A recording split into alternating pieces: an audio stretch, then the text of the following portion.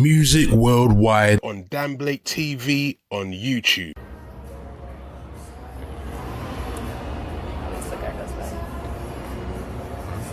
What's up? It's Ebonique. You are watching and listening to Music Worldwide with Dan Blake.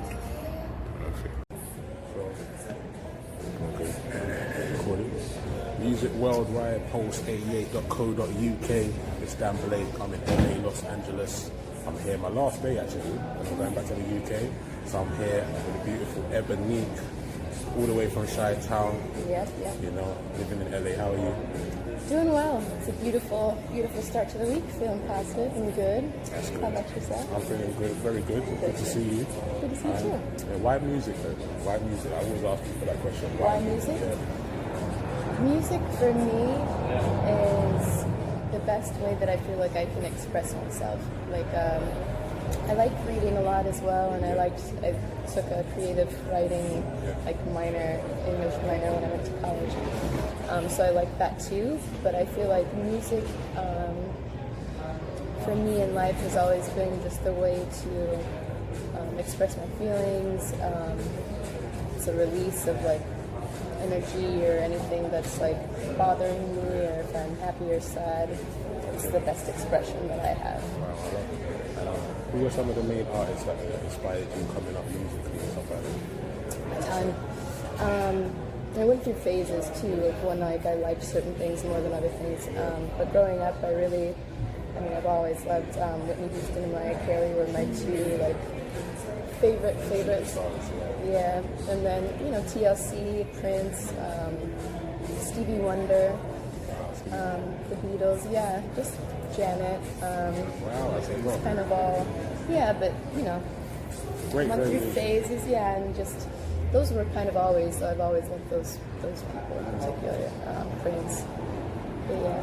And I was reading you saying that you was quite multifaceted when it comes to genres and artists that you listened to growing up. Mm-hmm. Was that reflection around your household with your own family? Yeah, I think so. There were certain things that later on when I was a teenager, I got into indie and alternative rock and things like that. But my dad was very into classic rock, so I think that was maybe how you can kind of bridge from one to the other. I already liked classic rock, and indie and alternative rock was kind of an extension of that. And then my dad was into jazz, so I listened to some Ella Fitzgerald's and Louis Armstrong and things like that in the house. And I even later learned about Ella Fitzgerald. When I was younger, I didn't fully appreciate it. I was like, oh. But as I got older, now I truly love. And Etta James, kind of, I would take kind of a seed of an idea and then kind of continue. My dad was also very into Billie Holiday, which I also didn't understand at a younger age too. And then later on, I was like, oh yeah, this is great. That's interesting, because when you say classic rock, I'm thinking Aerosmith. Oh, Queen that kind too. of stuff. Yeah. Also that was the jazz part that he was into, jazz and blues. But he was also into Queen, one of my favorite bands as well. Me too. I'm a big Freddie Mercury Yeah? fan. I met actually the guitarist Brian May in the UK. Oh, wow. That was dope. good. Yeah, that's amazing. He's still about doing his thing, Oh, yeah, because I heard that they still tour sometimes. Yeah, they still don't tour, but they kind of obviously they get kind of somebody to kind of fill in Freddie's fill in, shoes, yeah. which is a hard shoe to fill. To be Yeah, honest. they had somebody, was it Adam Lambert or Yeah, something like that, yeah, that, yeah. and toured with him as Freddie. He's a great voice for that. But yeah, so in terms of the classic rock, Boston, Journey, Queen, Rolling Stones, Beatles. What's your favorite Beatles song?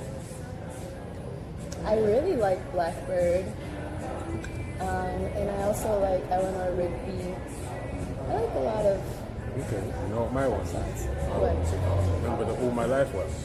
All My Life? Yeah. How does that one go? There are places I remember. Oh yeah, I do know that all one. my, that one. Yeah, I like That's that a good one. one. Nice little cute one there. Yeah. There's a lot of good ones. so There's many, 64. so many. They have so many. Yeah, It's like I yeah, can yeah, name 10 songs. When I was even walking up the road at Capitol Records, I saw the Paul McCartney, what's it, Hollywood sign. Oh. Hollywood Star, Oh, the Star. Yeah, that was cool. Nice, And, nice. music in Chicago, moving to LA, transition. Like, how has that been for you? Tell us about it. Being in the Chi Town, coming to LA. Music is big in Chicago, but it's not like as an industry. Like to get into music, it's harder. Like a lot of people do music, but it's all at like a very like disorganized general way. So that I started. I mean, I was singing all my life, but I was trying to do more solo stuff, and I would go to there was like this warehouse that had like a whole bunch of studios in it, and I would go there with my friends and just like randomly record. That was like my early experiences of like getting into a recording booth, as later on. And then nothing, like it was kind of like a whole bunch of like mediocre songs, and writing my first, like my early songs by myself and like kind of getting into that. Some were good and some I still like that I wrote, but they're not like released right now. But yeah, that, and then I had a vocal instructor at the time, Randia Johnson, and she's Sterling vocal coaching. She moved from Chicago to LA, and she was like, "You gotta move to LA. It's gonna be better for like opportunities and all this stuff." And I was like, all right. And my best friend was living in LA as well and had gotten an internship at Interscope or Universal, and one of them. And she was out here, and she was like, "It's way better out here to do stuff." So I was like, "Okay, I think I'm gonna try it." So I moved out here, still seeing my vocal coach, and she was helping me with like networking and things like that. And my friend also, she would take me to like events and stuff, like industry events, and which, like I feel like industry events are an interesting thing all on their own. But we're going to delve into that. Yeah. The local industry, the big yeah, it's like leading to the song. Yeah, we're definitely going to get into that for real. Okay. So LA life. You come from Chicago, the Chi Town, in LA. Like, what would you say musically? What makes LA rich for music? That's in your opinion. It's one thing. I'd say compared to Chi Town, kind of. Yeah, I mean, the thing that makes it better is just that there's more people that can actually do more for you to like further you along to your goals. There's more performance venues that people are going to be at. There's more elevated opportunities. In Chicago, there may be some opportunity, but it's not like going to get you much exposure, or like people aren't really taking it seriously, or it's going to keep you very local. But in LA, there's more opportunities for you to go further, I think. That's a great answer. And Lipstick, the latest single, right? Industry is the latest one. Lipstick right before that. Really nice record. Very sexy record. Thank you. Sensual kind of vibe. Yeah. And classy at the same time. Yeah. I like the video. Break down the record to us, man. Yeah. Explain it. It's real dope. I really like it. Thanks. So Lipstick is, and yeah, it is very like sensual. A lot of my music is, like it's more of like a vibe that you feel. It's like it's sexy. But it's like, I'm glad that you said also classy, because it's not like raunchy, which is nothing. It's not tacky. There you go. Not tacky, because there's nothing wrong with sexy. Like Janet was very sexy. Exactly. I really like that. She also, and Prince was sexual. He was a little bit more than I think I might feel comfortable doing. Like I respect his artistry. Like that's truly who he was. But yeah, I like expressing the sexuality, but also not doing, I'm not out here. Like I feel like even like R&B and like as a genre has gone from like, like a classy like love and like, talking about sex but not crazy, and then now it's gone left where it's like just really explicit in terms of where I'm listening, and I'm like, this is not making me feel sexy, it's making me feel like doing too much. It's like, I get it. And I don't want it to be like that. I want you to be able to listen to it, feel the vibe, feel sexy, feel comfortable, like that. And so Lipstick is about, for me, writing it was just about like getting ready to go out to meet that somebody. like vibing by yourself, which a lot of women do, and you're like getting ready and you're in the mirror and you're like, hey, like feel good, you got your music on, you're putting your makeup on, you're feeling good about yourself, getting into the vibe, feeling yourself. So that's really what lipstick is about, just that like getting ready, the anticipation of seeing this person, but also like feeling like good about yourself too. Yeah, and you done the video for you, like the video's so good. I really like it. Thank you. So the video was shot by The Flage, which is a production company, and which is owned by my boyfriend. Okay. So it was a really nice, easy way to do it. It was like, hey, will you shoot this video for me? Did you shoot my music Yeah, I was trying to say, like, you gotta save the budget and all that, like, you know what I mean? Yeah, for real, it comes to that shit, for real. I'm loving the record, wherever you are, right?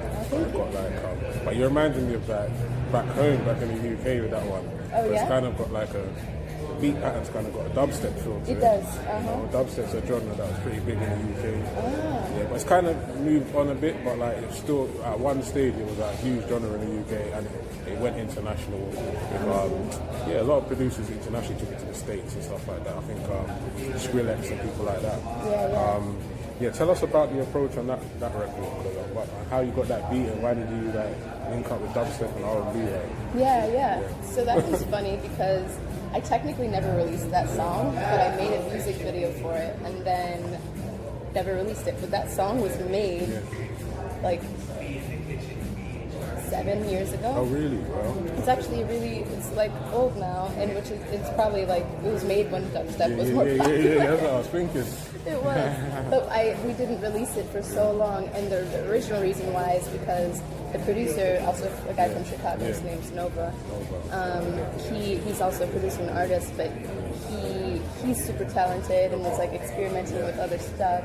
But that wasn't meant to be my song. Okay. He was marketing it. So like what producers do is they like will make some songs and then have a reference singer. Okay. So I was the reference singer for that song. And then he ended up not getting it to, placing it. And then it was like years later, it was like, do you just want the song? And I was like, yes, I like the song, I'll take the song. And then I made a music video for it. Like the whole process took like literally 4 years. Because I think now that song's been out for 2 years, but it was made 7 years ago. So like I did that, and then I made the music video, which I shot with a friend of mine, Shokan. And then we weren't sure if we liked the music video afterwards, and I sat on it for another year. It was just the whole process. So like it was released way later. And I love the song. Okay. But it was, it's just it's interesting because, it's funny that you mentioned that. You're like, dubstep was like really popping at one point. I was like, when we made the song, it was still popping. Yeah, it's crazy because dubstep, I remember when the genre was born in the UK, like there used to be like things called independent record shops. I don't know if you have them, like, I don't know, in the States, like little indie stores. I think kind of like across the road. Yeah. So that was everywhere in the UK, and I remember like it started the sound in just those little record shops, but at the time there was no name for the genre. It was just like I used to just go and buy the vinyl and then think, oh, these beats kind of got a little it was like cool, but it was called subway at first. Yeah. Kind of transferred to dubstep, so then it just took off worldwide for a good piece around that time that you were saying and mentioned. So it's interesting your approach to that record, and even the way you were singing it was quite. I feel like you're going for a kind of worldwide kind of style, big hook, big kind of solo vocal impression. Yeah, that was the idea. As well. Thank you. I liked that song. I think when I would play it for a lot of people, this is back in the day when Rihanna had done one of those songs where she was like in a field and like kind of yelling. It was like a big hook like that, and I think it was reminding people a lot of that song. Was it What Now? That What Now record? Was it that one? Maybe that one. Maybe that one. And people would be like, oh, that sounds like a Rihanna song. And I was like, it me. And then it took another 3 years until we released it. Now people are like, I like it. No, it doesn't remind me of Rihanna as much anymore, though, since it's not as close. And your record industry, that's the new one. I like the record. It's I feel like, let me see, you were saying I really love you. What do you say? You said, let me break down the record. Let me see what I read here. You said, it's like the industry kind of like music. Like, what's your yeah. what's your take on that? Because the industry, obviously, it's a big industry. Yeah. UK, USA, it's all. How can I say? It's like I feel like there's the real world, there's like the industry world, and this is a worldwide thing because you could be at every event or whatever, and it's like a whole world in it. Then like you could be out of that world and just slide in here and there. Yeah. That's kind of how I move. I kind of just come in and out, slide in, do what I need to do, and kind of slide back out. What's your vibe? What does the industry mean to you, and why did you write a record like this, so open and even vulnerable a bit, maybe on the hook, like, you know what I mean? Yeah. Tell me about it. I wanted to write songs that were related directly to what I'm going through, because what I like to write about is about love, because that's kind of like the general R&B vibe, like, which is why I love like 90s R&B so much. But sometimes you want to write about stuff besides love. For real. So it's like, you know, like I love love, but I also want to write about things that like affect me besides that. So first thing that I thought of was just my experience in the music industry, because it is tiring. It is tiring, especially being a woman in the music industry, and the different types of hoops that you have to jump through to not be seen as, not even be seen, but to not be used for sex or for like clout or, you know, things like that, to just want to be your own artist and be your own person and to get to places without being used in that way. And it's hard. And people, even if you don't do things, sometimes people will assume things. And even, you know, and if you do try to stand up for what you believe in or like to be your own person, sometimes people will block you on purpose, you know, or just like hold grudges, or, you know, or just not help you because they really don't want to help people if it's not benefiting them in that way. And I've just been through that with so many people, whether it's producers or people, execs at labels, or just anything, any people in the music industry that I've worked with. It's been a lot of that, and it's been like more than 50%. You know what I mean? So it's just hard to deal with, and then also still bounce back and be like positive. You know what I mean? So that was just like another way of like releasing that energy and like those emotions over like the frustration of dealing with the industry. Because if you're going to be an artist, you have to deal with it. You know, like you can't like. While I do sometimes, like I've learned to like distance myself too from industry events. I'll go to some sometimes because they can be helpful for networking, but sometimes they're just not. And sometimes it's more like who's here and like just to see other people and to like be nosy. Yeah, clout, and it's like, at what point, how much do I care about that? Like, I would rather get to where I want to be and then just be there on my own situation, as opposed to like be seen places and then nothing's happening. You know what I mean? So like, I'll still go, because it's not that it's not helpful, because sometimes you do genuinely meet people and it is good. And I've had those experiences of meeting people that are nice, but then I way more often meet people that just they just make stories up, and then your phone, you're getting hit up at 1 a.m. like, hey, what's going on? And I'm like, what's up? Right, I'm asleep. Yeah, mad. I got some counteraction questions for that, because I want you to educate people as well, because I feel like with women, I rate that you're open to talk about this, because when I heard the song, I knew exactly what you're talking about, and it's like, when I saw you, by the way, people, like, I have seen this lady perform. She's sick. Like in LA Unplugged, right? Yes, Unplugged. Yeah, LA Unplugged, yeah. I heard about the event. My bedroom, as we say in the UK, my bedroom invited me and said, yo, you got to check this spot out, LA Unplugged. So I pulled up, loved the show, met Ebonique there, and a vibe hit me straight away. But then she done this song industry, and I thought, I know exactly what you mean. And for me, as a guy, yeah, I swear down, like, if I put myself in a scenario, right? So I feel like I would say you're a very beautiful lady. So I'll say, I feel like we're beautiful women in the industry that are musicians, performers. I feel like if I was a woman, like, I would put myself in your shoes. I hear you, because like it's a very, it's like people say they're gonna do this or come across that way, put on this face, and really they want to smash or they want to do this kind of thing. But I think sometimes like it's a weird thing. But it's like, just be honest with your intentions, I guess.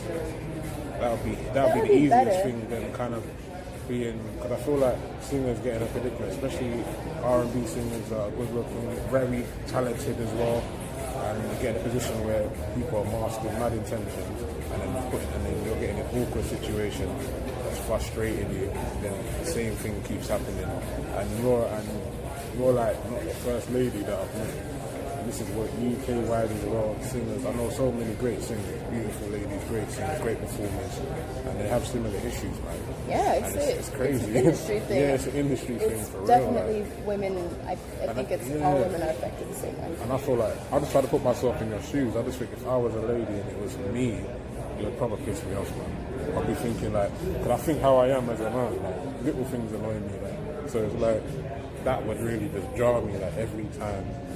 And you have to deal with different situations, but if that intentions are kind of just clear from the get-go, alright, I think you're hot. What are you saying? Right? That's what you say in England, isn't it? But, like, what are you saying? What are you saying? Alright, darling, what are you saying? Feel me, or can make something work? Like, then it's just like, yes or no, I've got a boyfriend, whatever, girlfriend. You can just, it's just honest, isn't it? It's just straight. Then you could really move forward, really, innit? Really, like if someone's clear of their intentions, then you can just kind of move forward. It's human attraction, isn't it? If you saw someone or like someone, we all got eyes and ears, innit? Like you may draw that person's pretty, maybe I shoot my shot, whatever. Yeah. That must happen all the time, innit? You know, but it's like if you're honest with your intention, it's better than to kind of mask things, which I feel like in the industry a lot of people do, innit? Like, so you know, and I think it's a problem. It's a problem. It is, and I think it's more than just like that. They should just be honest, you know, in the beginning. Yeah. I think that they do it on purpose. It's not even just like, oh, it would be nice if they were just like, hey, do you want to date? They're more like, I'll give you this if you do this. It's quid pro quo. Yeah. It's very like they know what they have to offer, and they're just seeing if you're going to do it. Yeah. Do you know what I mean? Like, so there is some level, like maybe with like some producers and things, like they get wires crossed, and maybe they just think that it is what it's not. Even though I'll always be like, I have a boyfriend, I'm not interested. But then like you spend time with them, and then they're like, but do you love me? And I'm like, no, I don't. But I love you as a person. We're friends now. But like, I mean, that was a joke thing to say, but like sometimes it feels like that. You're like, you know, I love you as a person, but I'm in love with you like that. But then there's other people where it's like, I'll give you this if you do this. That's really that. So that's it's like very close to that. It's very like, oh, I have all these opportunities. If you'll be my, you know, something to this. Like, because I've even had that happen with somebody, like, oh, like, I have this opportunity, or do you want to come with me to this gala, blah, blah, blah, I'll introduce you to all these people. And I was like, oh, yeah, I'd go with you. I was like, I have a boyfriend, just to let you know, but, like, I'd go with you to it. And he's like, oh, never mind. And I was like, oh. I'm like, because it's not like I wasn't going to go. Because my boyfriend is very like, hey, like, network, do what you have to do. Like, you can go with somebody's date. Like, they know that you have a boyfriend. Yeah, I respect the secure dons like that, you know what I mean? So if you got your boyfriend, girl, I respect the secure dons that, like, you know, I don't know, let me just get my slang, because UK slang. But my secure dons means, like, it's my brothers that, like, you know, that they got their woman, you know what I mean? And end of the day, like, if you're going to an event with someone and you're going with someone, it's like trust is trust, isn't it? So it's like if you're going to cheat, you're going to cheat. Yeah. If he's going to cheat, he's going to cheat. Bottom line, nothing can't stop anybody from cheating. Nobody's with each other 24/7. It's not hard to cheat. You know what I mean?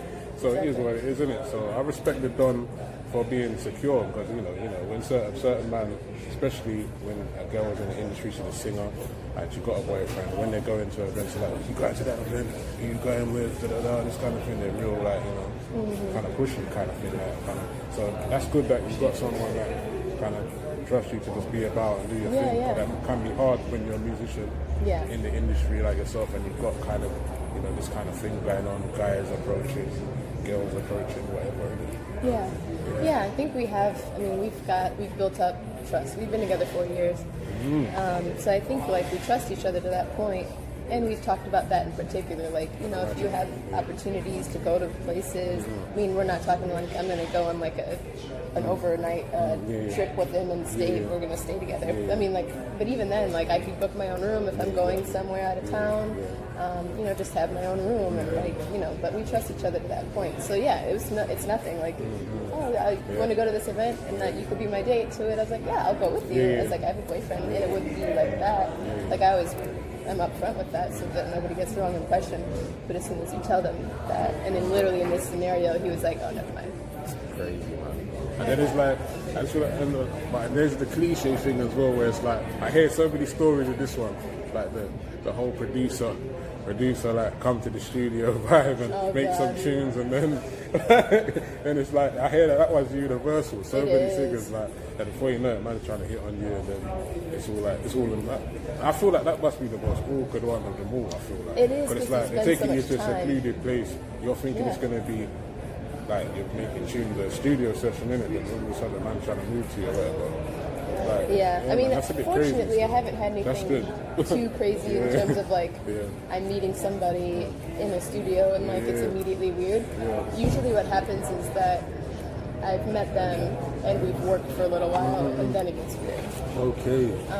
Or like one producer, like I would go there and he would always want to like, hey, let's instead of like I'm coming over to work and visit. Oh, we've worked, you know, for like 30 minutes. Do you want to see a movie? Like, let's take a break. Oh, do you want to go get dinner?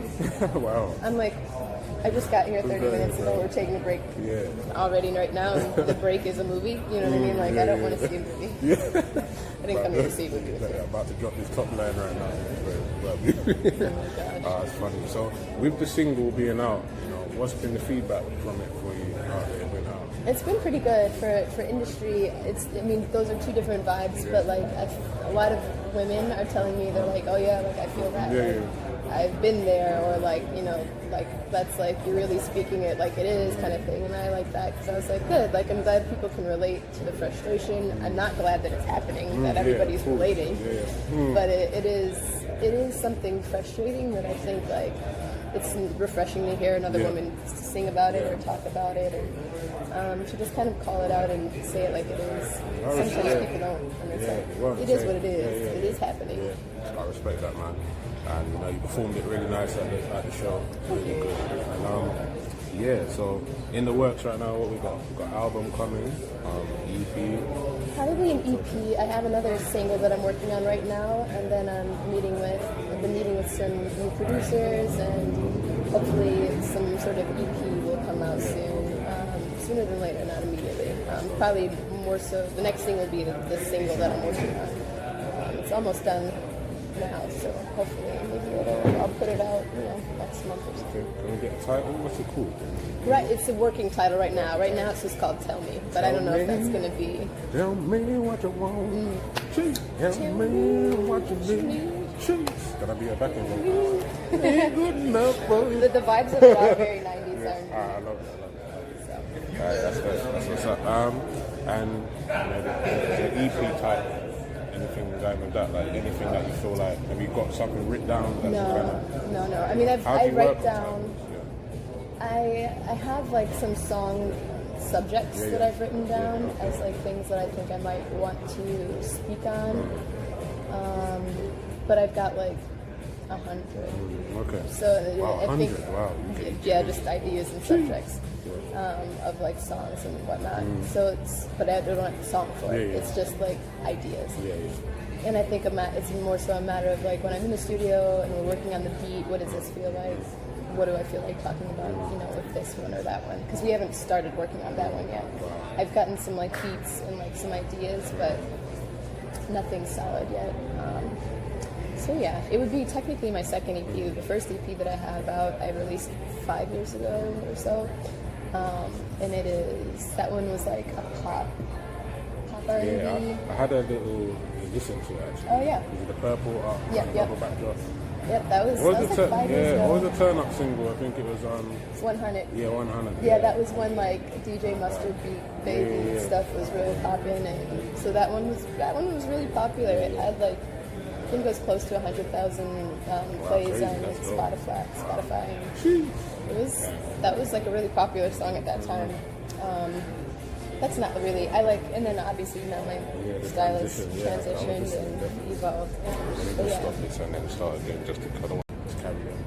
Yeah. So so that EP, what was that called? That one was called Cruisin', and it was produced that's- by Monster, the producer Monster, and he was from the Bay. Hi, my guy. Yeah, bro. That's a good man. Yeah. So as I was saying, so the EP, you put it out. I've definitely seen the transition. Yeah. Seen the transition between that project and hearing your music now and seeing you perform. So let's move on from that. So, how do you write your songs? Yeah, what's your writing process? Are you somebody that writes music? Do you freestyle? How do you go about a vibe to actually make a record and stuff?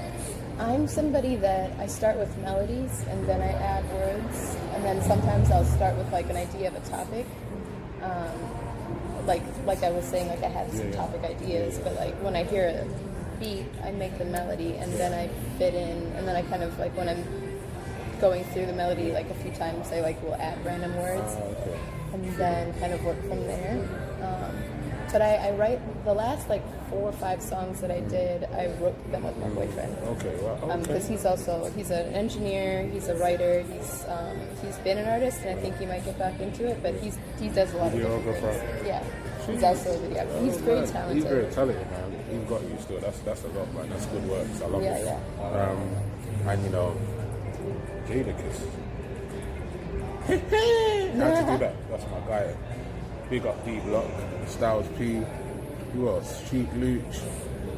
Whispers. Big up Whispers actually, because I met him in New York City, man. That's my guy. Big up D Block Europe from the UK. My guy, killing it in the UK chart. So big up D Block all day. Tell us about how you link up with Al-Qaeda Jada.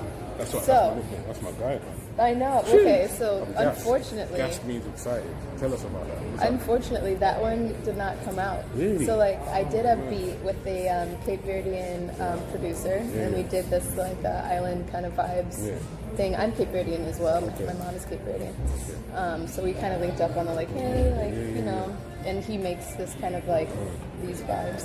So I laid down some vocals for it, and then he is friends with Jadakiss, and he was actually the one that I was working with him when I made my EPK that I put up there. And now that you said that, I'm like, that is on there. Oh, that, Sunday. The song. Well, I think I mentioned on there that I have a song coming out with Jadakiss. Yeah. And then it didn't come out. Okay, yeah. So maybe I should fix that EPK. Now I'm like, when we did that was in the beginning of the year. It was supposed to come out, and then it didn't. So when a song doesn't come out, is it fine? Is that it? With artists, when they got songs in the stash, I'm thinking, what, can't you just leak it? Like, just fuck it, like. Well, I know, right? Well, no, because the thing is, like, he had to. So the producer, the way that it worked in this scenario is that I went to the producer, we laid down vocals. He has the vocals on the beat. He was supposed to go to Jadakiss, get Jadakiss to lay his vocal. He was super confident it was going to happen. I just talked with him. He was excited about the record. It's going to happen. Blah blah blah. Didn't happen. I don't think he even I don't think Jadakiss ever did it. Oh, okay. Wow. So that was what happened there. And he was like, oh yeah, we're gonna have this song, blah blah blah. He was all hyping it up. And he was like, yeah, we're gonna do it. And he was like, we're gonna, then we made the EPK, and he was like, you should mention it, like, blah blah blah. And then I did, and then it didn't happen. Did that kind of teach you a lesson, like, kind of that? With those kind of for sure. Yeah. I think the only reason why we mentioned it in there is because he was there when I was filming it.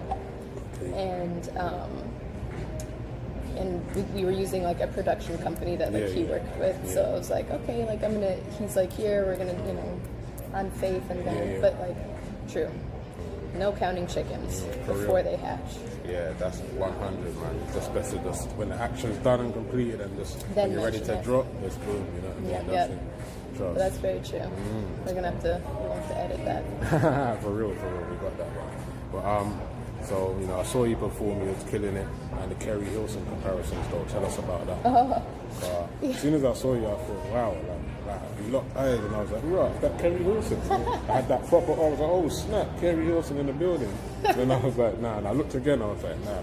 But I didn't want to like look over and look crazy, like I'm just keep looking at you and things. Like, so, I'm like, Is it that? Is it? I was like, wow. So tell us like what you've been getting them comparisons before.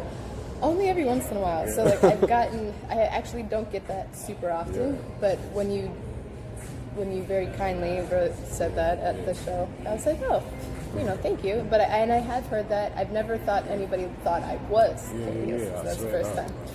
But I do get that every once in a while, maybe like once every like 6 months. Somebody's like, oh, you look like Kerry Hilson. And I'm like, oh, thank you. I get that. I've gotten Karuchi. I'm way taller and bigger than Karuchi though, so I think that's only occasionally when people don't really know what she looks like. And when my hair is straight. But when my hair is straight and it's like, I was in Vegas, it's like when I'm in another city, because I think people in LA know what she looks like. Okay, is she local? I think she lives here. But when I was like in Vegas, and then like a couple other times when I've been out and my hair is straight, I also have gotten that. But I'm like a foot taller than her and maybe like 50 pounds bigger than her. So we don't actually look alike. Jeez, Karuchi as well, that's jokes. Comparisons are funny, man. Yeah, it's just what people see. I don't know, you know, like in my opinion, I don't really that much look like, I don't see it. What's my face for? What do you lot think? Let me know. Do you think Ebonique looks like Kerry Hilson or Karuchi? Which one? Or neither. Think. Back when I was little, I also got Ashanti. Ashanti, really? I need to see some early pictures. You have to send me some early pictures. When I was little, they were like, you look a little bit like Ashanti. I'm trying to think. Have I had any celebrity comparisons? What do you think? Do I look like anybody? I'm really trying to like keep a straight face so you can kind of imagine something. Or hold with a smile. I don't know. I can't see anybody that I'm thinking of, which is good. That's good. It's good to look like yourself. That's good. But I do get told, you know, I'm the UK Idris, yeah. There you go. There you go. I'm never mad at that. Big up my guy. Take that over. So what's next for you in 2020? What's going on end of year? It's coming to a close. What's happening? Yeah. So this coming Wednesday, I'm going to be doing a show with Looptify. It's this app that it's like a new upcoming app that's like a social networking and a way for influencers to market their own stuff. So like if I have like t-shirts or like any branded merchandise that I want to sell, they do it on the app for you. So it makes it easier to like market yourself as an artist or a creator. So they're going to be having like a pop-up shop in LA coming up next year as well. But I'm doing a show with them on Wednesday, and then they may be doing like a traveling circuit kind of thing next year. So hopefully that would be something. And then just shows on my own. I hopefully have like an EP. But my goal is always just to like travel and do shows in front of more and more people, grow my audience. So whatever ways that I'm doing that, whether it's ways that I'm coming up with, or hopefully you guys will see me wherever you're at, and I'll be out there performing, and I'll be there soon too. Yeah, 100%. So you see, like travel-wise, where have you traveled to? Like, what's your travel game like at the moment for you? What's been going on? Lately, it's been very like LA area or like Orange County, San Diego. Like I'm not going super far, or Chicago. Like I've done performing a lot in Chicago where I'm from. I was in China for 5 months doing shows out there. That was like a tour circuit there that I did 4 years ago. So that was a little bit ago, but that was like nightclubs. I was singing out there for a while, which was interesting because they don't speak like English like conversationally, but like they'll know a lot of like English songs. So I was doing a lot of covers.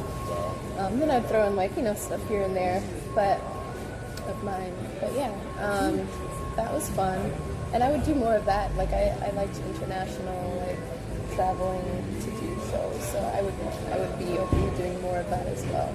And hopefully we'll be doing that with Fructify. It sounds like they want to do international stuff. Okay. So we'll see, hopefully. Yeah, hopefully catch you in the UK. Yeah. Good to come out to the UK, do some shows as well. Like. Heck yeah. So we do a thing on the show, we call it the language check, Language check. Yeah, so we need to check in with some kind of slang that you use from your town, from your place, Chicago, Chi-Town, an original slang. I don't really want the LA slang. Maybe you picked up some I don't here. really know much LA slang, to be I need honest. something from Chi-Town, fresh from Chi-Town. Okay, I'm going to give you, so like, well, because you say brethren, which is basically like brother. Yeah, brethren are blood. Yeah. So like when you're saying like, oh no, that's different. So in Chicago, people say, "What up, Joe?" What up, Joe? I think I heard that one. Yeah, that one's just like saying, "Homie." Yeah. What up, homie? What up, pimpin'? What up? What up, pimpin'? Yeah, I mean, I don't know if that they say that too. Also in Chicago, what up, I don't know if pimpin'? that's local, but what to do, pimpin'? What to do, pimpin'? What do? What to do, pimpin'? What up? But what up, Joe is Chicago local because Joe just means friend, homie. Joe at first I thought it was like a pizza spot or something. When you Joe? said what up, Joe, I think it was a pizza place or something. Oh yeah. Joey's Pizza or something. But that's cool. Joe is What friend. up, Joe? What up, Joe? Jeez. What's one more? Yeah, I can't think of too many that are Chicago, or like I don't think of it until like I'm there and I'm like, is that Chicago local? I know like soda and pop is a thing, but that's like national. Okay. So like people in Chicago say pop. Pop, okay. People in LA say soda. Okay. Oh, so. And people down south say Coke. When you're referring to, what do you refer to, like a sparkling beverage? Fizzy drink. Yeah, fizzy drink. Coke. So, Call it a Coke, all brands? no, all brands. So it's like, can I get a fizzy drink? What call fizzy it a drink? fizzy No, we drink? say, what fizzy drinks do you have? Oh, you do? Yeah, we have to say, what fizzy drinks do you Do have? you really? You're kidding or no? You're Really serious? posh, I'm joking. I'm like, what do you say? No, for real, like, if we go to a bar and say, I would say, like, okay, I look at the menu and they say, what fizzy drinks do you have? Then I can see that, you got Sprite, you got Coke. Oh, you call them fizzy drinks? Yeah. Like, Yeah, we that's call what them, we call it pop. Pop, yeah, the pop, that's not really our thing, like, so pop is like fizzy drink. Yeah, and, yeah. What's the other one you say? Soda, Soda. yeah. In LA, people say soda. Yeah, can I get some soda? Yeah, they say soda. Out here, they say, like, what kind of sodas do you have in bars? See, soda in the UK is like lemonade or something like that, cream soda. Yeah, I've got a drink called cream soda. It's kind of like lemonade and cream in it. Oh. It's called cream soda, basically. I mean, we have a cream soda, Yeah. but that's like a specific one type of drink. Yeah. But yeah, I mean, they say soda as for all things. In the South, they'll say Coke for all. For everything. For everything. So like, So, do you have what kind of Coke do you have? And it'd be like, we have Sprite, we have Pepsi. It's not Coke, though, It's is it? Coke, That's but they fine. say Coke for everything. That's hilarious. Yeah, it's confusing, and I didn't realize that until I had been there, and I was like, Coke is a brand, but they say Coke for That's good. for everything. Jeez. So I'll give you one from the UK, but like we say Wagweezy. What, greasy? Wagweezy. What's that mean? What's going on? Wagweezy. What's that mean? Yeah. Yeah. So. Like Wagwan. Yeah. But it's more like Wagweezy. See, you don't. Do you say Wagwan? You say that. Do we say that here? Yeah. No. I mean, like, we know what it means and we've heard it, but that's more of like, what is it? Jamaican. Jamaican? Is it? Yeah, Jamaican or like Dominican or one of Yeah. those. What's up, guys? You're right, man. Yeah. Hey. So you got the Wagweezy is one of my popular ones, or I say nothing. Say nothing. We say less. Oh, you say less. See, I'll just say nothing. Like, That means like. yeah, you're good. Say nothing. Yeah, That's all yeah. I got. Same thing. Yeah. Yeah. We say less. Yeah. Like, it's done, it's good, It's say done. less. It's done. Yeah, I love it. I'm trying to think of what else can I do. My charger. Chargy? Yeah, my charger. It's my charger. That's my charger over there. Friend? Yeah, there we go. Another one. That's my charger. Like, make me charge you. It's kind of Jamaican as well, but it's UK. You say a lot of Jamaican kind of words like. Yeah, I was gonna say they sound like three of those phrases sounded close to. Yeah, but then you've got like Cockney UK, which is like real. All right, mate. Yeah. Real Queen, like that's not even kind of Queen English kind of vibes, because Queen's English is like very More posh. proper. Yeah. hey, you know, Hello. this is how I speak, cup of tea in Enunciating England. all the letters. Yes, but I feel like sometimes they think that's how everybody in England speaks, but Yeah, no, yeah. we don't. But it's all same true. with like in It's America. funny. There's like I feel like a lot of people think Yeah. the Southern accent Yeah. is what Yeah. all Americans speak Yeah, like. Sometimes when you go out, they're like Popeyes, get that Popeyes chicken. You know? right, or because Yeah, but that's only one kind of Southern Yeah, accent. yeah. There's like many. Yeah. So and I can't do them all. Yeah, If I tried, you'd be like, that's terrible. But yeah, in Chicago, there's like a slight Southern twang to like Okay. to what like Ebonique or whatever, like when people are speaking with slang. But I talk like this. this is the way that I talk. And then every once in a while, like, you know, you throw in a what up Joe, hey, what do you do, blah blah blah. You know, a little bit like that. But I don't really have a southern. Bet. Bet, yeah, They're bet. saying that now, like, bet's Yeah, just like, but bet is everywhere. yeah, bet. Not in the UK, right? Until, I don't mean like yeah, worldwide. I meant like yeah. because it's in Chicago and it's here. Okay, yeah. It's in People say Canada as bet. well. Oh yeah. Yeah, the Okay. rapper I met, Dax, like, he was telling me about it as well, like, bet. Yeah, that just means yep, for sure. Jeez, bet. Definitely. All good. And you know what? So, come from Chicago quickly though. What do you know Kanye West? Talk to me. What's Kanye Chicago influence out there? Oh, Is it it's still huge. heavy, even though like he's had so much different dramas and turns in his career? Like, Yeah, I mean, I think Chicago still. I mean, I can't speak for all of Chicago, but I think Chicago still loves Kanye. I and mean, I he came still back love Kanye. recently, right, and done some community stuff Yeah. and all that. Yeah, he did, and I think people all love that. And then obviously Chance is big there for doing a lot in Chance the the Rapper, community yeah, too. But I think people still. I think he hasn't. He still comes back to Chicago and does stuff for the people there. So it's still. I think he still has love for Chicago. I still love Kanye. Okay. I wish I knew him. I don't. Okay. So you know, like, what neighborhood was he from? Was he local to you? Was he like around the corner, down the street, No. kind of thing? Or I know he wasn't from anywhere that I was Okay. nearby. I don't know where he's from. big up the shy though? I think he was say South Side, so South I think Side, he was yeah. from the South Side. Yeah. I mean, I have family in Hyde Park, but that's not true South Side. Okay. Side. Yeah. You That's got like, Hyde Park. oh yeah, Yeah. London. I think that's where we got it from. Yeah. Oh, I yeah, think for that's real. how we got the name. Jeez, There's yeah, a lot it's of a big places in part. America Yeah. that came from. We got New York Yeah. from York. Yeah, oh wow, yeah, York, boy. There's nothing over there. Big up York though, but boy. Not really right. Yeah. New York, Yeah, very different. Very different places. Yeah, But I think that's the name. Yeah, that's it. And the best thing to do in LA for you, what's that for you? What would you say for somebody that's come here like myself, the best thing to actually do here, just on a vibe, you know what I mean?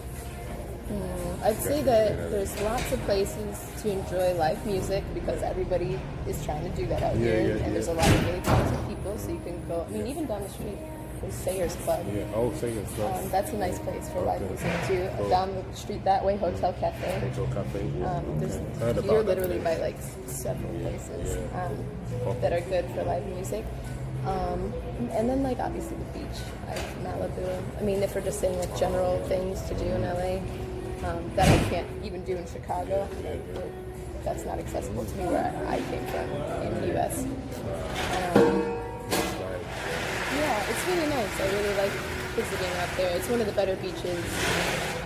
And yeah, thank you, man. Appreciate those tips, you know. Yeah. And for your number one, get your last question. For your number one worldwide collaboration, you need like a producer, an MC, and a singer. Like, who would you collaborate with right now to make a hit record for you right now? MC, singer, producer, who would it be?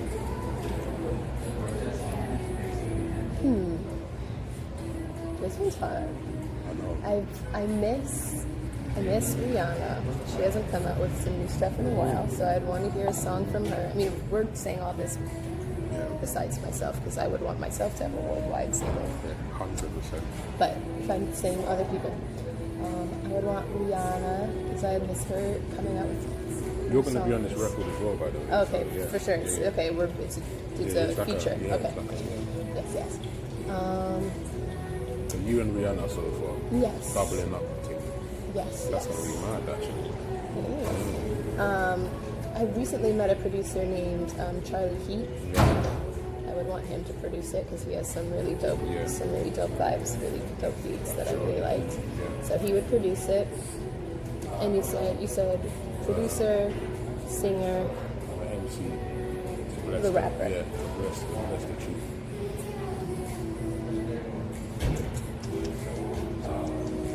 I like a lot of rappers. I mean, Kanye, but he recently came out with Jesus is King. I don't know if we'd want to. I think right now he's going gospel, so let's choose somebody different. Maybe Chance. I like Chance a lot. Okay. Yeah. I love it. It's that worldwide collaboration. And just to end it on, what UK artists are you aware of? Are you aware of any UK wise? Spotify or whatnot? Well, obviously Ella May. Ella May. Wow. Okay. I think Sinead Hartnett is Sinead Hartnett, from the UK. Yeah, I love that. Yeah, big up Sinead. I was at her listening party actually Oh, nice. about a month ago for our new album, Lessons in Love. Man. Check that out. Oh, I will. I haven't heard her new album yet. Yeah, she's out here touring. I think she just got off a US tour. She's just done.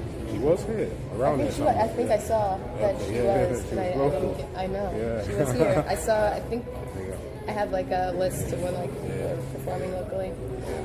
I'll send her something of yours for sure, man. Big up Sinead. Yeah. Yeah, man. So Sinead Harnett. I'll tell you a story about Ella May though. It's like in the UK, we slept on her in the UK. You know? Big time, man. Because even in the UK, she was out for time doing her thing, right? But, you know, it wasn't really that much support. And then I think she came to the States and then her records blew up over here. Like, it solidified after that. Because I feel like sometimes if your record blows up in the States, worldwide just respects it anyway, because America, it's just something that whole American effect, you know. It kicks in sometimes bigger than anything, but this is like the promised land. It's so big, so many markets, so many states. If your record pops over there, it can pop worldwide. Just like Estelle was another one, you know. Yeah, Estelle. I like Estelle. Yeah, Estelle again. I forgot that she. Sometimes I forget who's from the UK. Yeah, Estelle, another from my ends, so we say ends. Yeah, I mean she definitely sounds like she's from the UK. Yeah. So even Estelle was like, it's like her. Another one that was, you know, doing her thing in the UK. Yeah. But I feel like she was slept on again when she came to the States. And Yeah, with she dropped Kanye too. I heard about her. When she with dropped Kanye. American Boy, it was a rap. In the UK, it was like,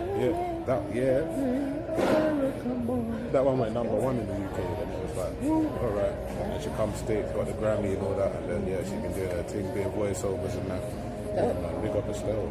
So give it your social medias and stuff so people can keep in touch with you and stay connected. Yes. So my social media is Love Ebonique, Love We love Ebonique for real. Ebonique. But yeah, that's it on like Twitter, Instagram, Spotify, everything that I just mentioned. I'm on iTunes, Pandora, Spotify, and that on there I'm just Ebonique, like Madonna, but Ebonique. So it's Dan Blake, Music Worldwide, Pulse Radio, Ebonique. Music worldwide on Dan Blake TV on YouTube.